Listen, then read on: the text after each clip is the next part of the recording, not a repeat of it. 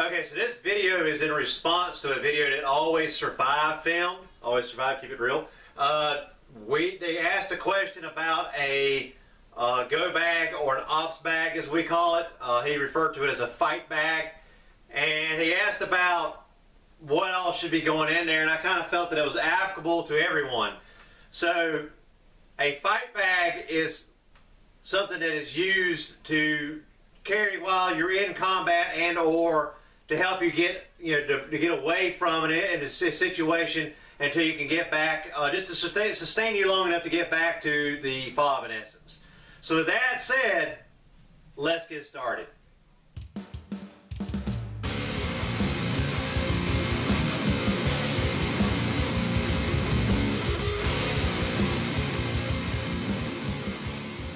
We're going to show you a go bag and or an ops bag, as I refer to it as. So we have to get behind the camera kinda, and we're going to show you what all's in my ops bag so you have a rough idea of what you need.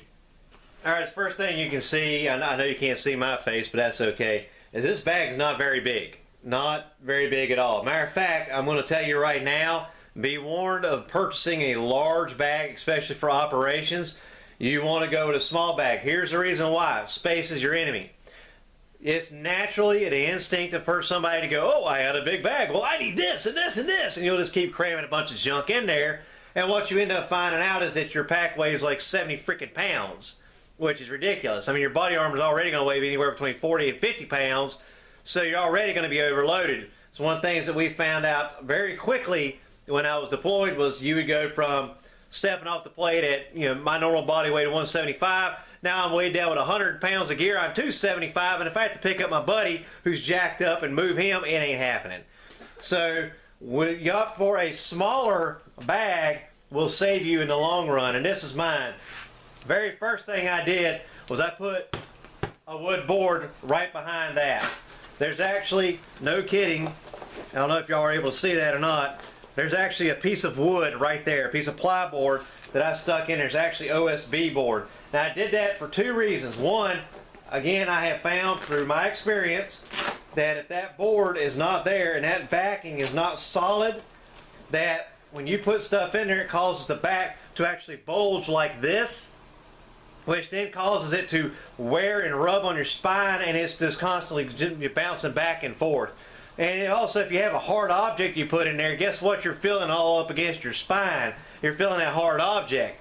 So by putting a board there, it creates that barrier. Now the second reason is, if you're getting yourself into a survival situation, you have dry wood right here you can break down and burn immediately to warm yourself, dry your clothes, cook off of, whatever, right? You're not having to scavenge for dry wood in the event that it's pouring down rain outside. You got it right here in your pack.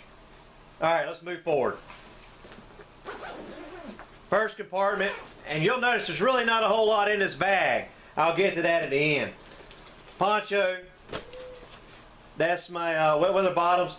Okay, because I'm a dog handler and I have my service dog, I got hearing protection for her. I've got a Camelback, which at this moment is totally empty because I keep it dry and empty.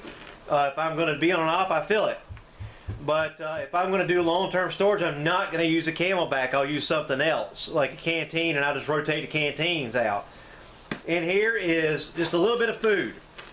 So what you're seeing is I'm starting to cover the four bases of what you need to survive. Food, here you go, some deer jerky. Water, which is, you're going to see a redundancy. I have a redundancy of water because, well, I can go several weeks without food, but I can't go very long without water. So there's a little bit of water right there.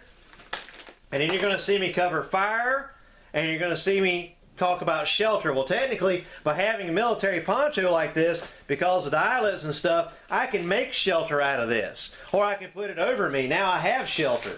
So there's your shelter right there, guys. And guess what? If you're out there, it also helps, as many of you know, about evasion. I put that in an article. I talked about using that very poncho to evade a dog, an actual bloodhound who was tracking me, and it worked. Alright, this pouch is totally empty. This pouch only has a light in it. That's it. Just a little cheapo, expendable light. Alright, now this one is my Real Goodies pouch. I have a flint stick in it. That's right, for starting fires. I always have a knife in my pocket. That's just how I roll. You got a Sawyer Straw right here, which is supposed to be good for like 100,000 gallons, which is more than I'll ever drink in my lifetime. I've got chem lights in the event I have to do a rapid extraction at night, and I can just pop it and help them come to me. And the Sawyer Straw also comes with this nice bag. Well, what's cool about that and this straw here is I can just take this, dip it in the creek, fill it full of water, stick the straw in, tie on the Sawyer, and I can be drinking on the run, right? So this is my redundancy in water. The other thing is I can use it to help water my dog with, so I can literally pour it over her and let her lap it up, and she can drink, which I had to train her a little bit to do, but we can do it. Now, we also have dryer lint. Now, this is something I teach my guys when you go through, I teach them about wilderness survival and stuff. Dryer lint is one of the most flammable things out there. With that strike stick, you hit it a couple times, boom, you got a fire. Then it will immediately light pine straw, whatever, and you're up and rocking and rolling. All right, this is a Flex J. This is my Flex J. We actually sell these at Tackleberry Solutions. You can buy these for VHF and UHF radios. This increases and actually doubles, and I've actually been told by one of my clients who bought one off of me, it tripled the range that they were able to talk on their handheld radio. So it's all about height, not about power. Power just equals clarity. But this will double my range, so if I have a handheld radio on me, and now I can call in for help, right? Again, this is an ops bag. This is in addition to my own personal body armor stuff. I have this, a little bit of gums, a toilet paper, and a set of matches. So there's redundancy in fire right there, right? All right. Now I have this. That's so I can throw up that Flex J up over a tree and pull it up. But also it has 550 cord here, so I can gut it if I need to, pull the guts out, and use it to tie up make the shelter with, or to make whatever I need to with. And this is simply just a jump cable in case I need to jump my radio, my handheld radio, to a larger antenna. So if some reason it's really jacked up and I'm able to get into a police station and tie into their antenna, which is like 150 feet in the air, well, that's going to do better than my Flex J, right?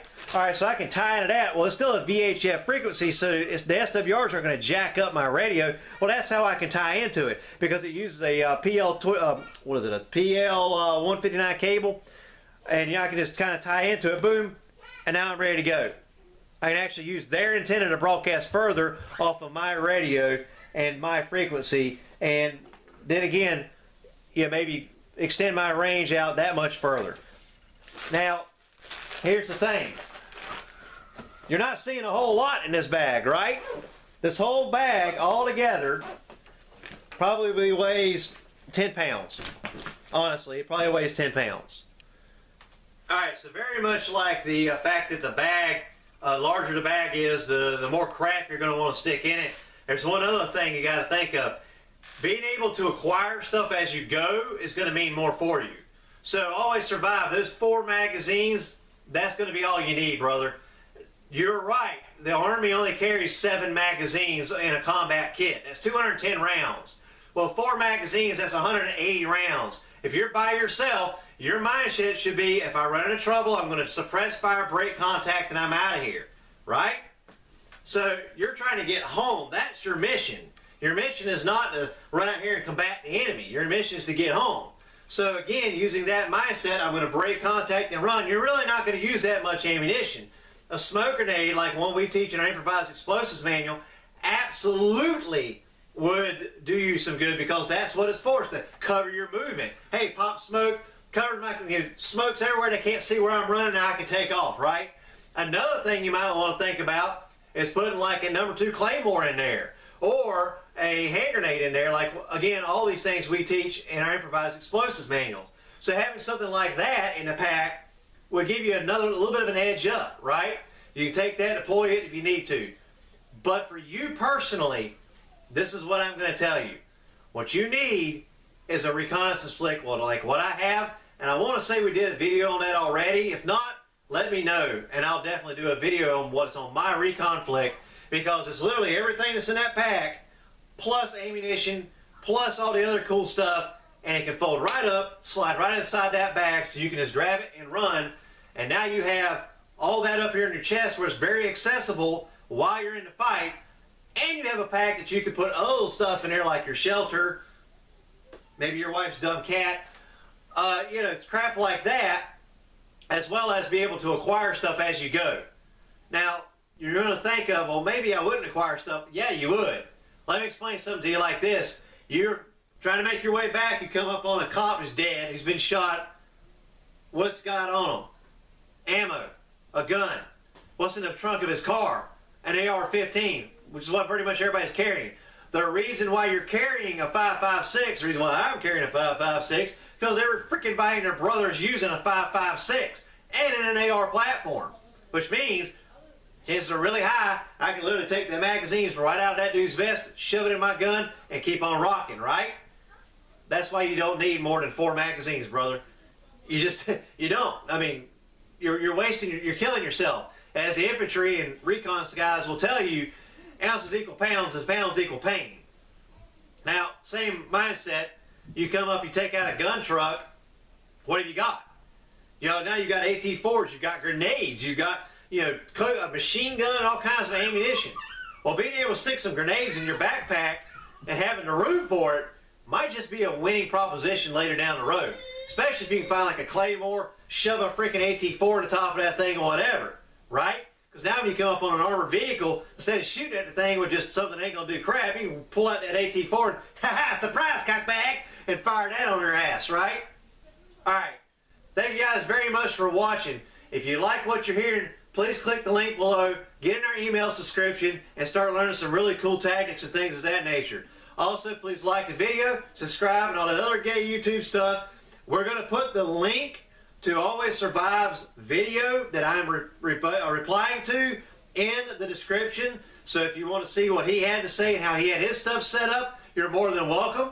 Also, we're going to put this link to this video in his comment section on the same video. So if you're a subscriber of his channel, you should see the link to this video in the comment section on that video, and it just replies to, which is the fight bag. Thank you guys very much for watching. Y'all have a great day.